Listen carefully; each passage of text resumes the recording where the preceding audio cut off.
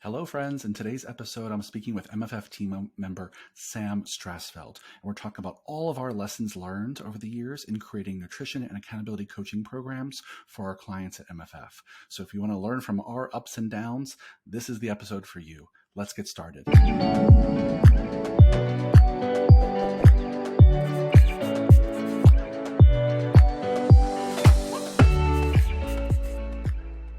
Hello, fitness business nerds. What's up? Welcome to another episode of the Business for Unicorns podcast. Before I introduce today's esteemed guest, I have a quick reminder, which is we're going to be in Las Vegas, March 24th and 25th for our retreat.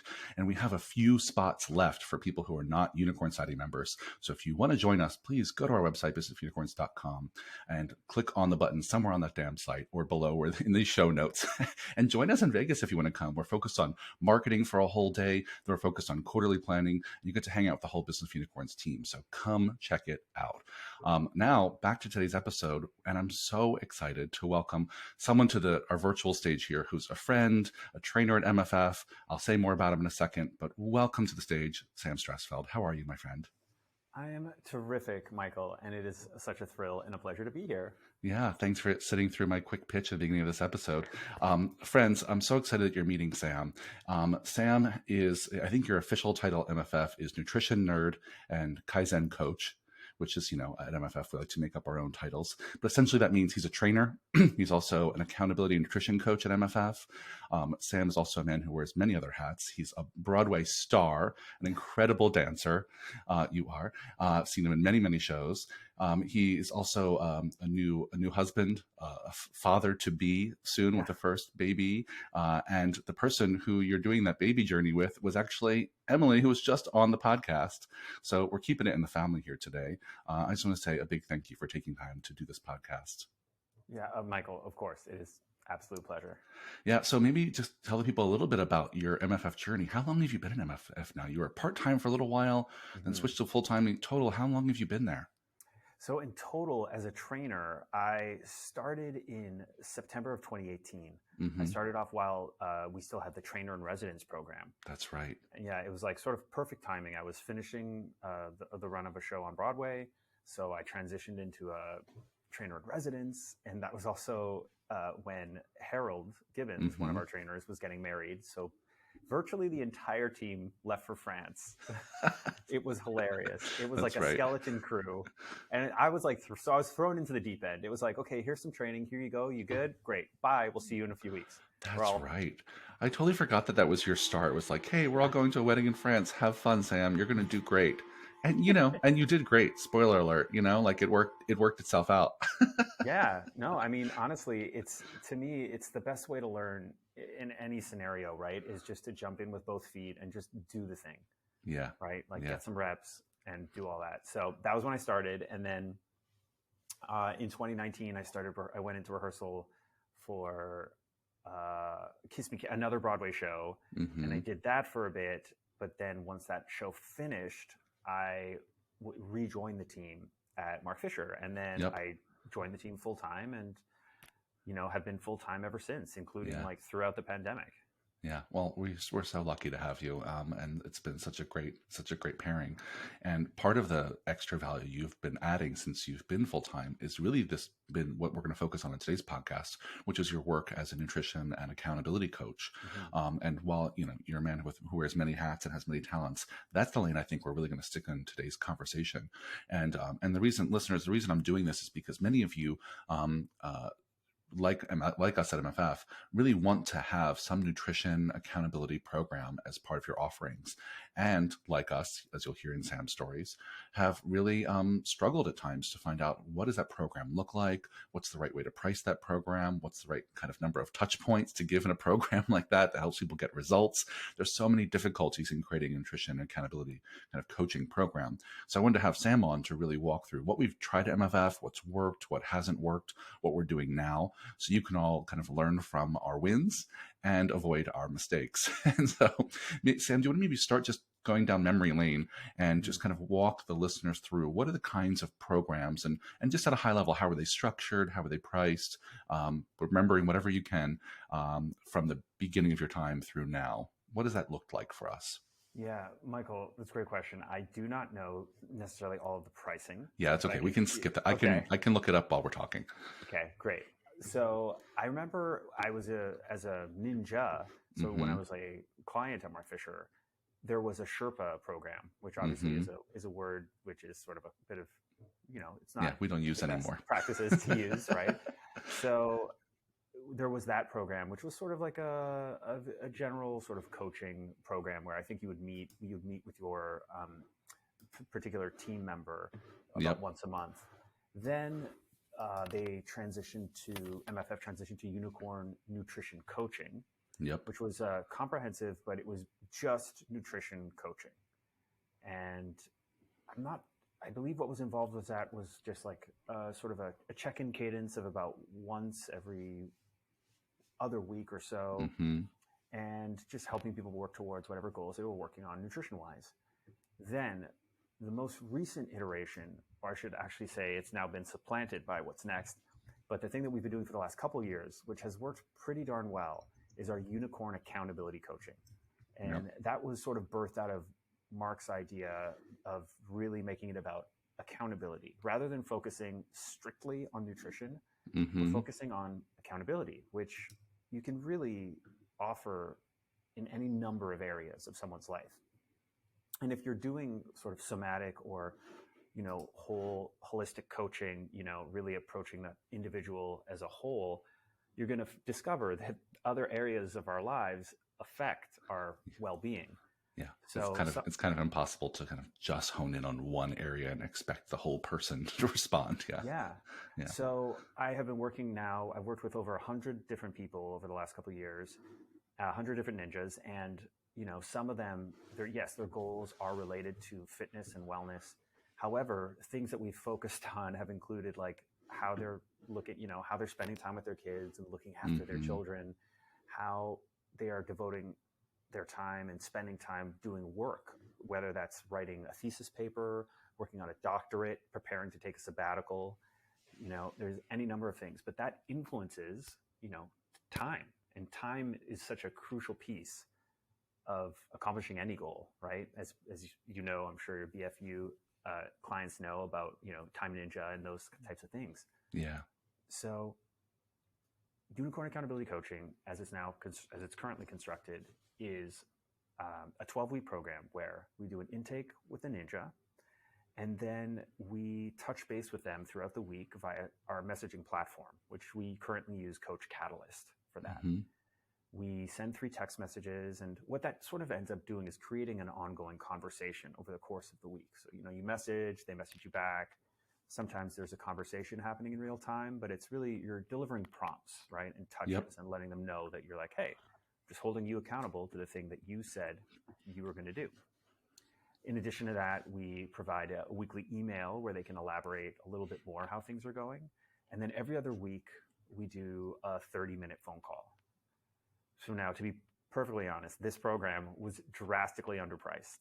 Mm-hmm. And there's an issue with that, in that when someone isn't paying enough for a service, they don't have skin in the game.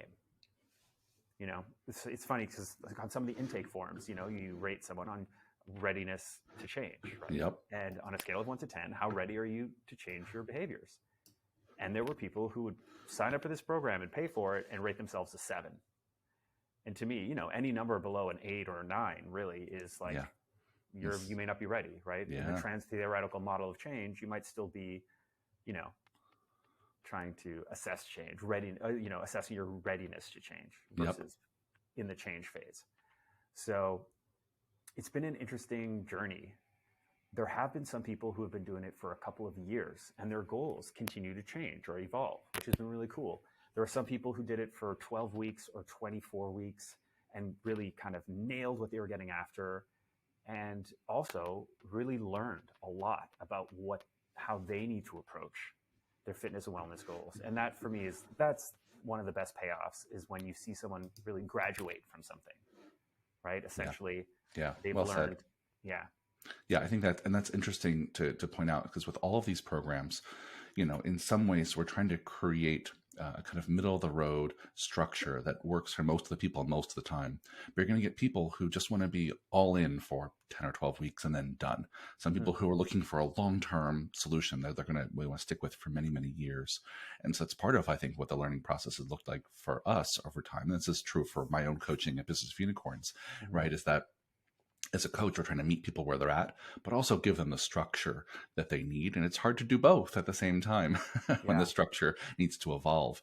Yeah. So we've been doing unicorn accountability coaching for a while. And I love that you laid out that structure of like some intro at the top, touch points throughout the week. Mm-hmm. And one of the lessons we already learned from that was I think it was maybe a couple $100 a week for that program, and something like that.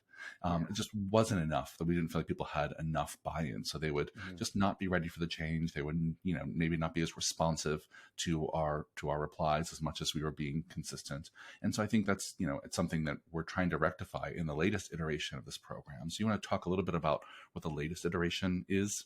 Yeah. So this is very exciting. We just started doing this, and it's Mm-hmm. our new program, which is called Evolve. Mm-hmm. And Evolve, was basically birthed out of 13 years of experience of, running a gym. And Mark realized that we needed something more comprehensive and maybe slightly more directive, right? There's the big C, maybe consulting, and then there's like little C coaching, which is maybe a little more what the accountability coaching was. This is somewhere in the middle. And what we do is we offer a personalized program to help someone work towards their goals over 8 weeks. And included in this program is unlimited access to everything that Mark Fisher has to offer as far as, our small group private trainings, our classes, homebody, and our online resources. Then they're also getting nutrition coaching based around their goals.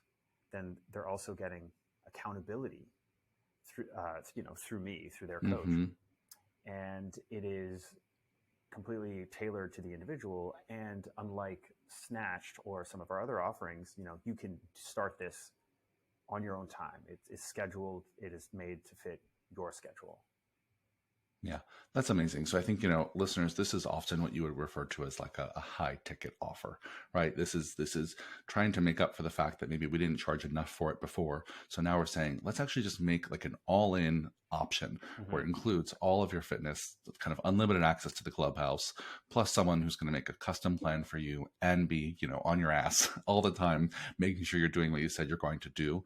And by any chance, the pricing for this, I can also put it in the show notes.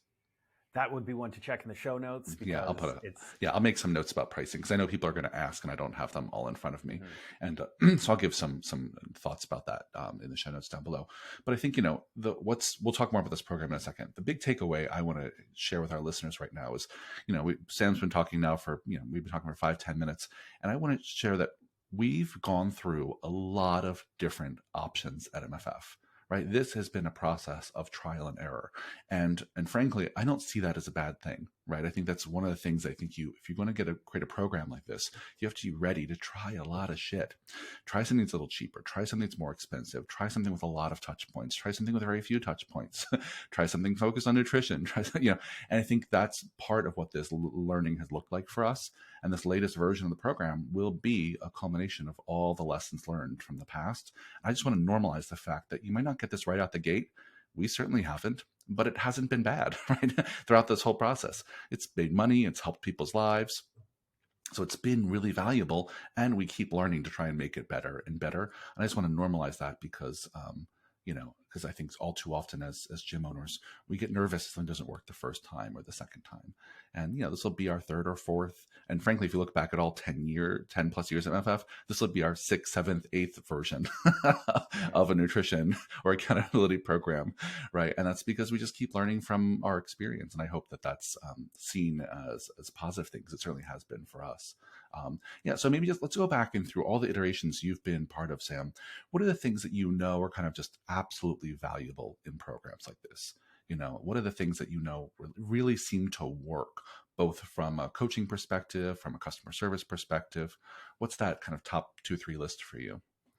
Yeah, I think the top 2-3 things as far as coaching and customer service go is, like you said, meeting the individual where they're at.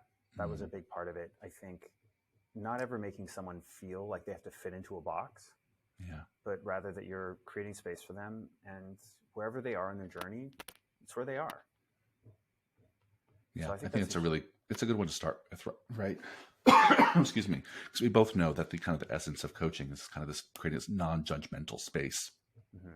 where someone can show up, be honest with themselves about themselves with another person, right? And in that space can really do the honest work of self work, right? And so I think it's a great place to start. Yeah. What else have you found that's absolutely essential? Um, Something that has recently sort of been born out of my, I've been studying precision nutrition level 2, um, and it is, I'm getting better at resisting the writing reflex, which is, as coaches, we inevitably know Right. a lot of things which will help individuals, but we don't always know the actual cause of the problems or challenges. Mm-hmm. So while we know the solutions or potential solutions, what we need to be intensely curious about are the problems, right? The real issues. And I don't just mean the why, the deeper reason for something, but it's it's often, the client often has the best answer. Mm-hmm. So yeah. Yeah, can you just give me an example of what that might sound like in a conversation? What's an example of something you find it hard to go to resist the writing impulse? Yeah. Well, there was one recently with a client where, we're trying to get this client to get to bed earlier, and we were like, set an alarm for, like, it's time to go to bed. And it's kind of, you're just like, and part of me is like, it's late, like the alarm went off. It's probably time for you to call it a night. Yep. And part of it is revenge bedtime procrastination. This person has had a long day. It's the only time of day that they get time by themselves. And instead of thinking of it, I didn't even say this to the client, but instead of saying, like, I need to stop watching TV, the person said, well, what I need to do is go to the bedroom, Mm. right? And it was a subtle shift. However, that for them was like a far more valuable Yeah. reframe. Yeah. Yeah, they had their own insight about what I think I really just need to do in that moment is this. And you could have come up with a list of 10, 20, 30 things to help Mm-hmm. them get to bed faster, but the fact that you allowed them to linger in their own exploration gave them an insight that's more powerful than you just handing them an idea. Yeah. Yeah. Yeah, well said, Sam. I think that's great. And for those of you who want to get better at skills like that, I mean, that methodology comes from motivational interviewing. So if anyone has wants to study up motivational interviewing, that's one of the kind of premises of motivational interviewing, and so that's Yeah. a great skill. So I got it. So that one is really critical. It's like really lead people to their own insights. Teach them how to fish. Don't just give them fish. Exactly. Yeah. What else have you learned that's really critical about these kind of programs? Change is change, whether it's for the good or for the bad. Yep. And change is challenging. So if you pile it on, you can, it doesn't matter what the sort of the ends you're working towards. If it's too much all at once, it's too much, Mm-hmm. right? That it's just, stress is very much in the eye of the beholder, right? It's sort of a perceived thing. And, different individuals can perceive different events stressfully in different ways. For some, it's eustress or good stress. And for others, it's just adding to their allostatic load, right? That sort of overall stressed state for the day. Mm-hmm. So So let me ask you this: how do you account for that in thinking about how you design a program, right? Because we design a program, we're designing like the number of touch points, the amount of goals they're setting, how much action they're taking from week to week. So how do you account for that in designing a program like this? when you say designing a program, you mean like the structure of? Yeah, when you think Yeah. about how to outline a structure of an 8-week, 12-week, 16-week thing and all the ways we're going to interact, knowing that if I pile on too much too fast, people's stress response is going to just get in the way of any progress or is likely to get in the way of any progress. How do you accommodate for that? Yeah, it's a great question. And I think for me, the biggest thing with Evolve, which I feel like has been really successful, is a very thorough intake. So we front load it in the sense that our initial conversation is like 45 to 60 minutes, Mm-hmm. right? We want to take time and break things down. Then we want to be just very clear about expectations. Sure. And and I mean that both ways, right? Like, what do they expect from us? What do we expect from them?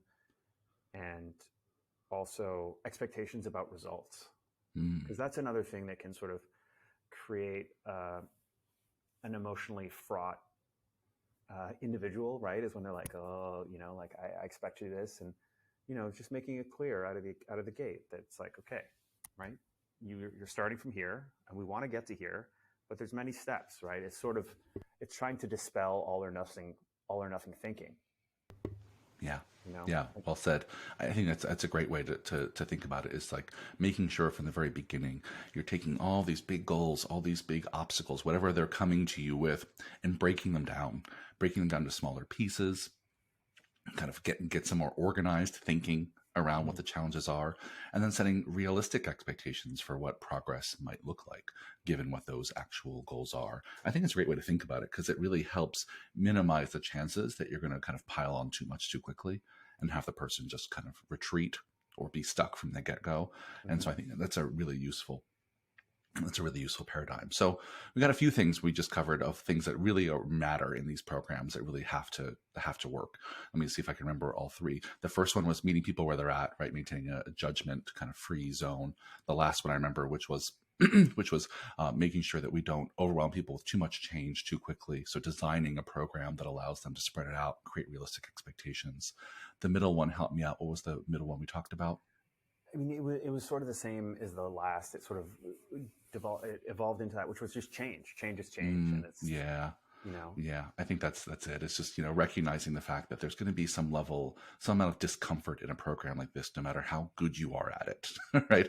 That if you're really good, there's actually going to be a lot of discomfort. Yeah. And also, what you said there just made me think of leveraging, what people can already do and do well. Yeah. That the more you can do that, I think the more you're in service of the client or ninja. Yeah. Right. Rather than, like I said, rather than sort of saying you must do it this way, it was sort of like with that client and other clients who come up with solutions that are way better than anything I could have thought of. Yeah. Well, in organizational psychology, we have a word for this method. It's called appreciative inquiry. And it's really the idea that we can grow and learn based on getting more and more curious about our own strengths, right? And we can use those strengths to leverage other things we want to accomplish.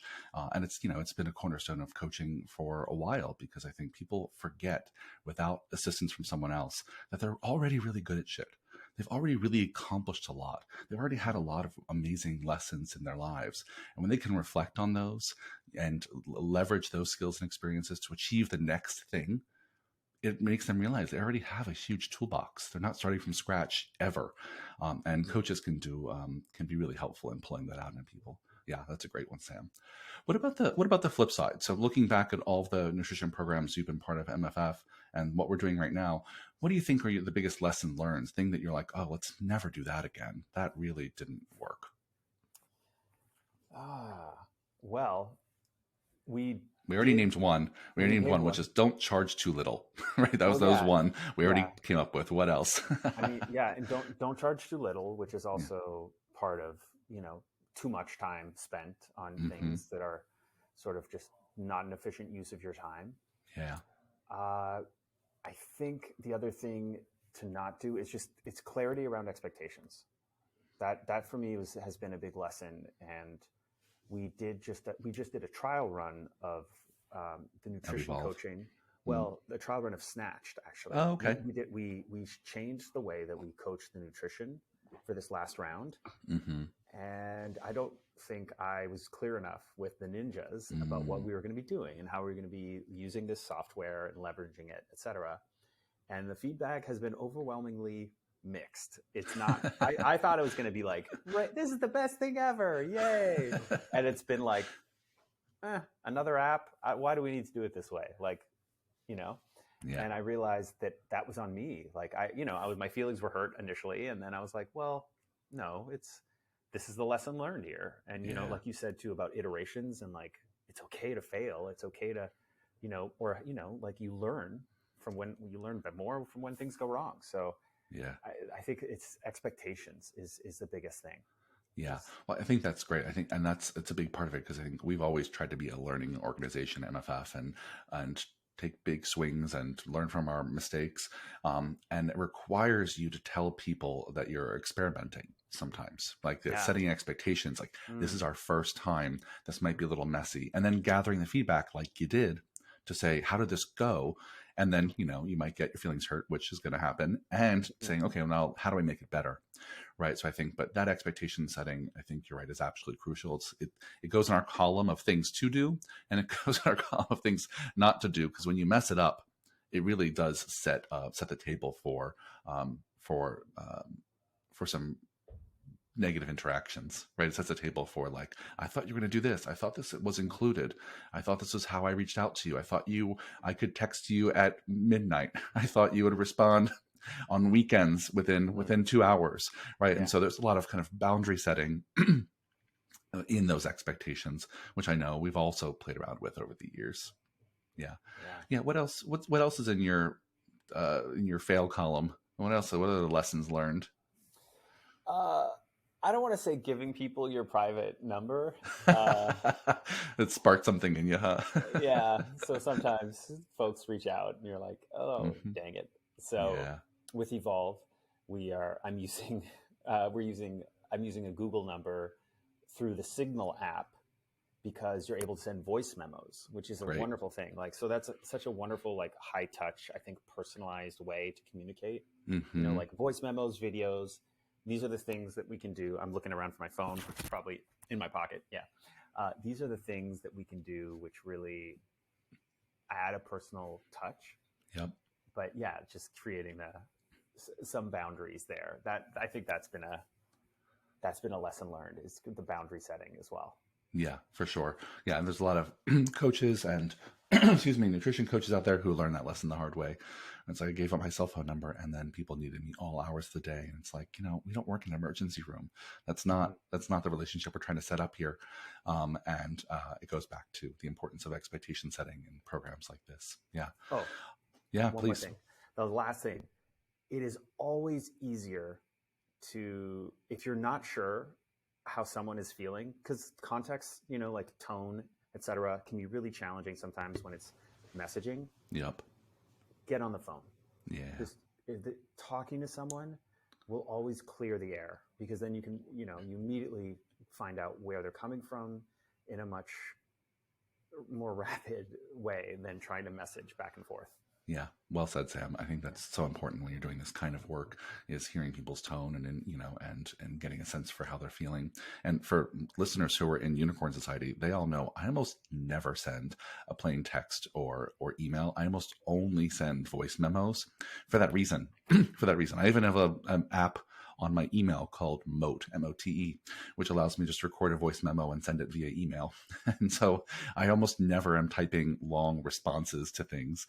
I'm either using a text voice memo or WhatsApp voice memo or voice memo app on my email because most of what I do is coaching just like you. And I want to make sure that they hear my voice and my tone and will maybe be inspired to respond back in the same way. Yeah, I love that tip, Sam.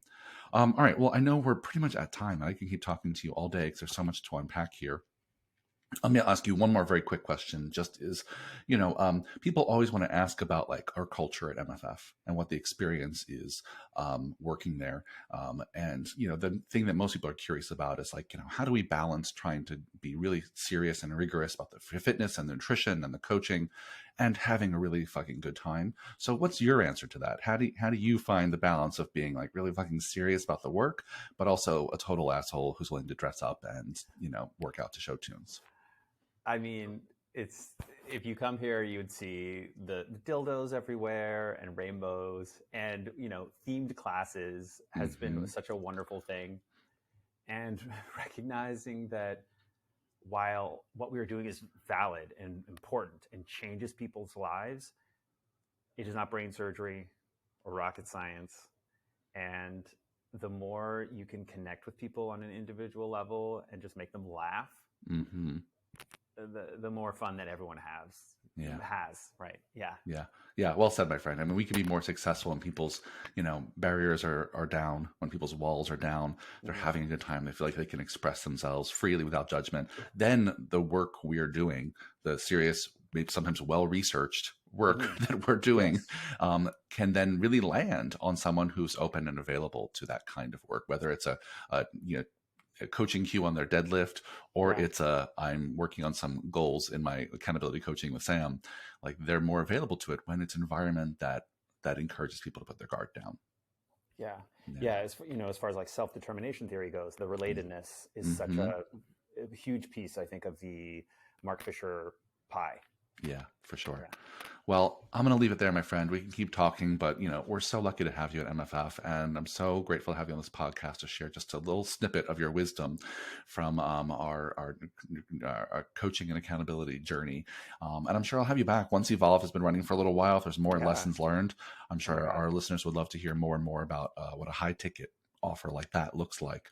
And dear listeners, we're just learning about it for ourselves for the first time. So as we learn more, we will definitely share more on the podcast. I promise to put some information in the show notes about pricing that we promised throughout this episode.